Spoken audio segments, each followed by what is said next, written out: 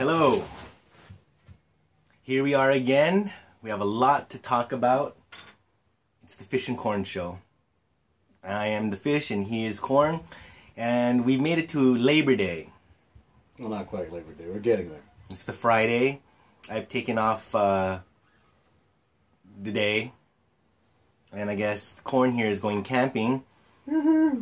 And more on that later. Probably on Monday or Tuesday we'll get back on his special segment there. A lot to talk about. As you can see, we'll start and we'll just jump right into it. We are drinking Innis and Guinness for this episode. Innis and Gun, fool. Original. This is a rare beer. Apparently, Homegirl discovered it in Scotland, is it? Yeah. In Scotland. It's really good beer. Smells like something better than Milwaukee's Best. Yeah, except I don't know, American beer is kind of nappy. I like it. It's kind of smoky. Mm-hmm. It has that. It says on the label, kind of toffee. I do taste a certain toasted sweetness. It's got a nice feel to it. It's nice alcohol level, not overpowering like a lot of these, IPAs. Belgian or IPAs or Belgian ales that kind of want to hit you with 8% or 12% alcohol and hope that you can choke it down. This is pretty good. Hold that thought, Corn. So that's the. That's the story in the beer. That's the story in the beer. It was made by monks. No. This is just some fucking distillery in Edinburgh. No.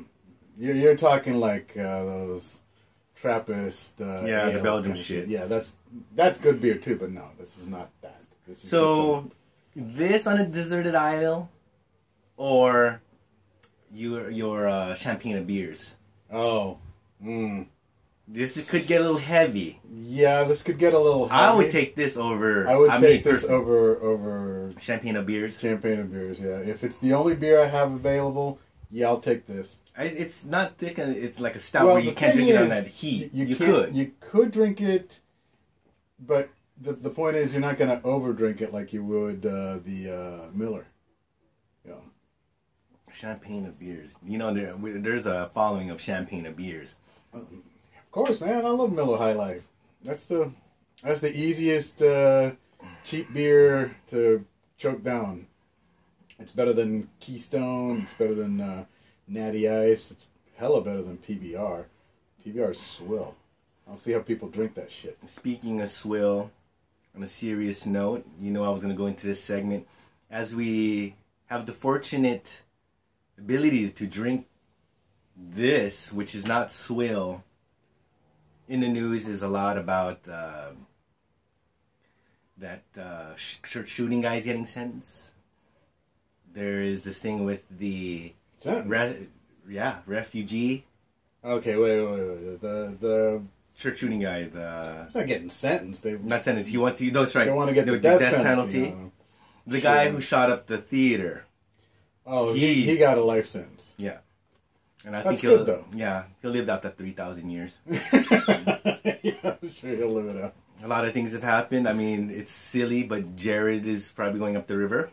Probably. He's going to prison, dude. There's no probably there. He is going to prison. He entered a plea. I don't know how many years he's going to get. The sentencing is set down the line or has already happened or whatever the fuck. But he's guilty. Corn, this framing is a little too artsy for this serious segment. Why don't you come a little bit in frame a little bit more? For our viewers can get your beautiful mug. Sophie Turner. Sophie Turner. If you're watching Here's Sophie Turner... Yeah.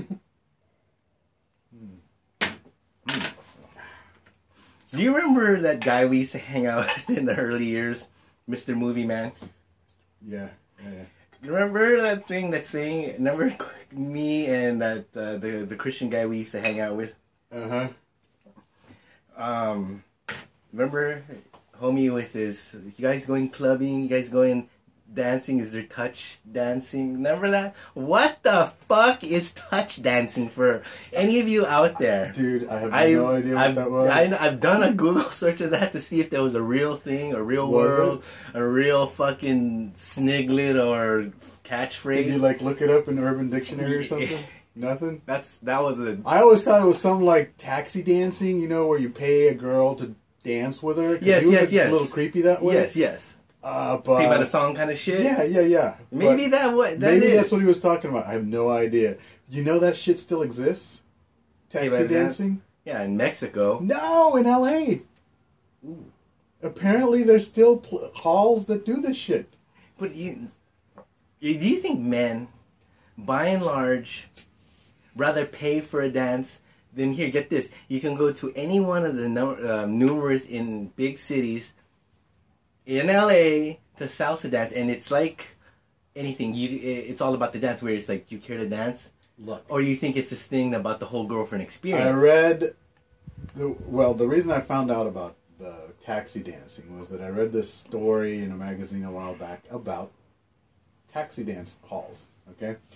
And apparently the people that use them are usually, you know, fobs, immigrants that's straight out of wherever. They don't have any social skills. Some weird college professor. No. It's just that they're isolated and they need a little bit of contact. But in fucking LA. Yeah. That's the point. I mean, even in a big ass city, you can find to be isolated. Okay, if you're working fucking 18 hours a day, you don't have a lot of time for you making friends. You know what we should do as a business? Start a touch. It's called Touch Dance, the club.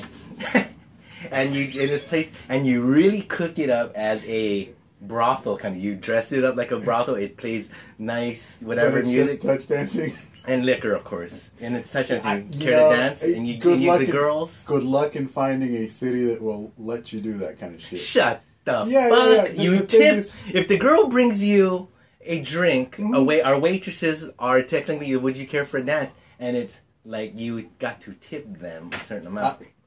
Again, good luck in finding a city that will approve that. You just need a fucking bar. It's not like you're taking their clothes off. They dress in nice clothing.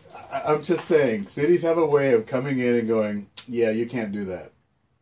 A lot of, even if we're playing honest music like, what's that? Well, what's that girl back remember Ella Fitzgerald? Remember that strip joint that got approved as Billie Holiday. There was a strip joint down on the water that got approved. They took their clothes off, though. Oh yeah, well that's. We keep our clothes on. We sell liquor, and it's just dancing. And these girls are clean. What do you mean clean? You don't go out after. It's just, okay. They're just entertainers. They're not lining up Johns for after the shift. It's the buck stops there. Well, I don't think you could generate that kind of interest in a place. I mean, look, that kind of thing already happens at clubs right now. I mean, look at the bottle service thing. Okay, you're basically paying a shitload of money for a $20 bottle of liquor and some pretty girl to serve it. But here's the thing, you're just adding on Convoy, and we used to have one because now it's called the not trophies. It's called something like that. It's by China Max. You know China Max there by the Honda dealership on Convoy. Yeah. Okay. In that corner by China Max, and there's like Cathay Pacific Bank or something. Mm-hmm. In that strip mall. There's a place that's one of those coin toss type. Coin toss. You know where the girls come. Would you like a coin? Oh yeah. The and you get a bunch of those navy with the mustache Neil Diamond lovers. Yeah. Officer. The girlfriend bars. Yes. Girlfriend bars where the waitresses pretend to be your girlfriend. Yeah. So you drink, light your cigarette. Back when people used to smoke in bars. Yeah. Big mustache. I've been to a couple of those. Yeah. Coin toss. Pink Pig. In National City. This one, because they usually dance. But, you know, those are getting away with it. Yeah, but I mean, I always found the experience a little creepy myself, but... It was kind of sexy, though. I was just cheap. Cheap 20-year-old something. Well, that's the only reason I went to those places, the cheap-ass beer, dude. Yeah, but the girls weren't cheap. I wouldn't know. I just drank... The couple of times I went to those bars, it was to meet... Mr. Alien Invaders. Oh yeah, that's right. He had a thing for those. Yeah, he had a thing for those bars. You know how he always. Yeah, he always knew I'm those gonna places. see Tina. No, because I think there was a girl named Tina. He was almost as bad as Tina? the guys at the golf club, dude. At the 19th hole. And remember Because they had a circuit too. Remember the pelvic hug? You'd hug the pelvic thrust hug. Yeah, Let it's me like- give you a hug. Yeah, let me get that second of my dickhead touching your leg I was dry humping somebody's leg. for the moment. Yeah. Hey, you get your yayas where you can, right? Yeah, backpack full of comics, magic card deck, evil pestilence. You know what I And mean? he's worried about alien shapeshifters taking over the planet. And after it all said and done, Denny's. Denny's. But back on the touch dancing thing and this homie that touch dancing, I never did discover, but I think we could do a very lucrative place. I guess, I don't know. I think bars in general are a hassle because you're dealing with drunk people. Let me ask you this one. And we cross it with tea snacky. My thing is the liquor.